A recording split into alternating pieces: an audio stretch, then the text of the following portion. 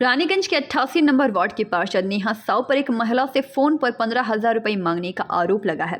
इसका एक ऑडियो भी वायरल हो रहा है। उस महिला से बात की तो उस महिला ने कहा कि आवास योजना के तहत एक घर के लिए बतौर पार्षद नेहा साव को दस्तखत करने थे। इसके एवज में उन्होंने उनसे 15,000 रुपए की मांग की।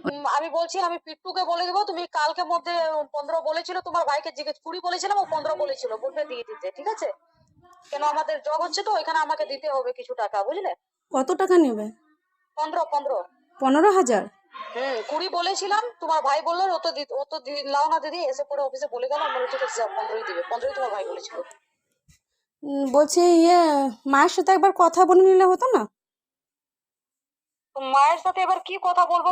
তুমি তো সেদিন এসে পরে কথা বলেই গেলে, তোমার মাও ছিল, তোমার মার সাথে তো কথা হয়েছিল। उन्होंने कहा कि वह लोग बेहद गरीब है और उनके बेटे ने पार्षद से हाथ जोड़कर अनुरोध किया था कि वे लोग 5,000 रुपए से ज़्यादा नहीं दे सकते, लेकिन पार्षद अपनी मांग से नहीं हटे और उन्होंने 15,000 की मांग की। महिला का साफ कहना है कि मैंने तो कोई पैसे पार्षद से नहीं लिए, तो पार्षद किस बात की 15,000 मांग रही है। इसी से साफ जाहिर होता है कि आवास योजना के तहत घर पाने के लिए पार्षद के रूप में दस्तखत करने के लिए ही वो पैसे मांग रही हैं। নতুন বাড়ি করেছে, আমার একটা সাইন বাকি ছিল। তখন আমাদের নেহাসা হইলো, নেহাসা আমাদের কাউন্সিলর, তার কাছকে এলাম, সেটা আমাকে 2 সপ্তাহ ঘোরালো। সাইনটা করছে না, কি ব্যাপার সাইনটা করছে না। আমাকে মিউনিসিপ্যালিটি ফোন করছে, কি গো তোমার ইয়েটা নিয়ে এসো, তোমার ফাইল আসানসোল জমা যাবে। তখন দাদা বাবা আজকে কালকে করছে, দিচ্ছে না, তো বললো তোমাকে টাকা লাগবে। তাহলে 15,000 টাকা লাগবে। কে বললো? নেহাসা বললো। নেহাসা কিসের টাকা লাগবে বললেন? ও যে সাইন করেছে। কি আবাস যোজনা? হ্যাঁ। আচ্ছা, তাহলে ও যে সাইনটা করেছে তার জন্য ওকে টাকা লাগবে। মানে 15,000 টাকা বলেছে সাইন করার জন্য লাগবে? না, সাইন করেছে ওকে টাকা লাগবে না। ওর কাছ থেকে আমি টাকা নিই নাই। ওটা ও আমাকে টাকা দেয় না, ওর কাছ থেকে আমি কোনো ধার পয়সা নিই নাই। তাহলে টাকাটা কিসের জন্য নিচ্ছে? ও সাইনের জন্য নিচ্ছে। हालांकि आरोपों में घिरी नेहा साव से बात की तो उन्होंने अपने ऊपर लगे सभी आरोपों को सिरे से खारिज कर दिया है। उनका कहना है कि कुछ दिनों पहले उस महिला का बेटा उनके पास किसी काम के लिए आया था। उसने खुद कहा था कि अगर उसका काम हो गया तो वो अपनी खुशी से किसी कार्य के लिए सहयोग करेगा। पार्षद ने बताया कि बहुत जल्द उनके वार्ड में एक बहुत बड़ा यज्ञ होने वाला है।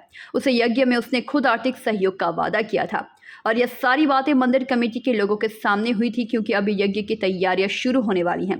इसीलिए उन्होंने फ़ोन पर पैसे देने की बात की थी, लेकिन वह पैसे वह यज्ञ के लिए मांग रही थी, ना कि अपने व्यक्तिगत इस्तेमाल के लिए। तो आप ही लोग के माध्यम से मुझे वो ऑडियो मिला, तो उस ऑडियो में आप लोग भी सुन पा रहे होंगे कि मैंने जग के लिए बोला है। मैंने नहीं बोला है कि तुम मुझे ला के दो, मुझे पैसा चाहिए, ऐसा मैंने कुछ भी नहीं बोला है उसमें। और वो जो ऑडियो वायरल किया है, जो लड़की जो की है, उसको बोले उसको इस मैटर में कुछ भी नहीं पता है। अच्छा, कहाँ की है वो लड़की? वो लड़की मेरे वार्ड की ही है, तो उसको कुछ भी नहीं पता है, क्योंकि उसके भाई ने मेरे पास आया था कि दीदी आप मेरा एक काम है करवा दो, मैं खुशी से आपको, जब आप बोलेंगी मैं आपको हेल्प करूंगा, कोई भी प्रोग्राम में कुछ भी आप मुझे बोलिएगा, उस समय मैं कुछ मैंने खुद की खुशी से मैं कुछ दूंगा।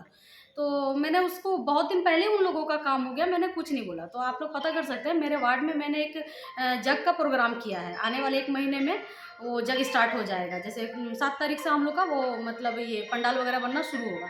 तो उसके लिए मैंने उसको फ़ोन किया था। मैंने उसको बोला कि तुम्हारे भाई से बात हुआ था, तुम्हारे भाई ने बोला था, तो तुम एक काम करना, जग हम लोग का कल से मैंने काम स्टार्ट होगा, तो तुम अपने भाई को बोलना कि कल वो पैसा तो थोड़ा मैनेज करके दे देगा, ताकि हम लोग का वहाँ पे कुछ हेल्प हो जाएगा। पूरी करने के लिए हम इतना पर्सनली बात करेंगे, उससे हम लोगों का एक पर्सनल मेरे साथ मिছিল में आती है। तो है ये सरासर झूठ है, एकदम झूठ है, वो मुझे बदनाम करने के लिए किया जा रहा है। उन्होंने कहा कि कोई अपने निजी इस्तेमाल के लिए पैसे फ़ोन पर इस तरह से नहीं मांगेगा, यह उनको बदनाम करने की साजिश है। इसके साथ ही उन्होंने मीडिया के कुछ कर्मियों की तरफ भी उंगली उठाते हुए कहा कि कुछ मीडिया कर्मी भी उनको एक प्रकार से ब्लैकमेल कर उनसे पैसे ऐंठना चाहते हैं, लेकिन उन्होंने साफ कह दिया कि यह पैसे उन्होंने दस्तखत करने के एवज में नहीं, बल्कि उस व्यक्ति द्वारा अपनी मर्जी से आर्थिक सहयोग का आश्वासन दिए जाने के बाद मांगा गया था। क्या बोला था उस व्यक्ति ने? उसने बोले थे कि हमारा काम अगर सफल हो जाता है ना, तो हम जग के नाम पर सपोर्ट करेंगे। ये की बात है? हाँ, कितनी पुरानी बात है ये? करीब होता है कि 10-15 दिन होगा। अच्छा, तो उसके बाद यानी कि ये जो पैसा मांगने की जो बात सामने आई है, ऑडियो में पैसा मांगने की जो बात आई है, वो यज्ञ के लिए सहयोग के तौर पे मांगने की बात है? हाँ, पर्सनल नहीं, दीदी का पर्सनल नहीं है, तो मेरे सामने पूरा कमेटी था, इसके सामने बोले कि मेरा काम होगा तो भगवान की सेवा में हम कुछ लगाएंगे। हालांकि इस बारे में रानीगंज ब्लॉक टाउन टीएमसी अध्यक्ष रुपेश यादव से बात की गई तो उन्होंने भी अपने विचार व्यक्त किए। है ना, सारे वीडियो ऑडियो की सत्यापता की जांच होगी और जरूर कार्रवाई होगी। हमारा दल कभी कार्रवाई करने से पीछे नहीं हटता है, जिसका उदाहरण है पिछले दिनों में हमारे बड़े बड़े नेताओं को, जो एक समय बड़े बड़े नेता हुआ करते थे, उन्हें भी दल से किनारे कर दिया गया है। यहाँ तो मामूली सा काउंसलर की बात है। मैं तो बार बार कह रहा हूँ कि दल हमेशा गरीब गुरबों के साथ है।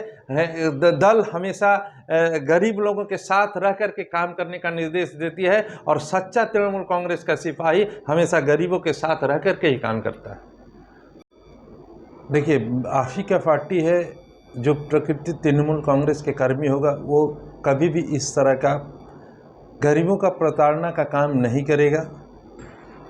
मैं समझता हूँ ये जो ऑडियो वायरल हो रही है, इसकी सत्यापता की ज़रूरत है, इसकी सत्यापता की ज़रूरत है। और इस ऑडियो के माध्यम से जो चीज़ें दिखाई है, मैं अन्य आपके माध्यम से ऑडियो देखा है, और अगर इस तरह का कोई बात है तो ये सीधे करप्शन का मामला बनता है। और करप्शन में हमारे दल के नेत्री ममता बनर्जी, नेता अभिषेक बंदोपाध्याय ने साफ साफ कहा है कि से दल तृणमूल कांग्रेस का जो भी कार्य करता है वो ऐसा प्रताड़ना नहीं कर सकता है। ये जो वायरल हुआ है 88 नंबर काउंसलर के अगेंस्ट में, तो वीडियो को मैं भी देखा हूँ। वो एक जग होता है, उनका धर्म के हिसाब से मंदिर में पूजा होता है, तो जग के लिए वो पैसा 15,000 मांगी है। जो लिखा के आया था, बोल रही थी आपका लड़का लिखा के आया, वो पैसा 15,000 जमा कर दीजिए। कमेटी के लोग को तगादा कर कमेटी के लोग को देना है। मंदिर का पूजा पाठ का सामान है जग के लिए। हमारा नाम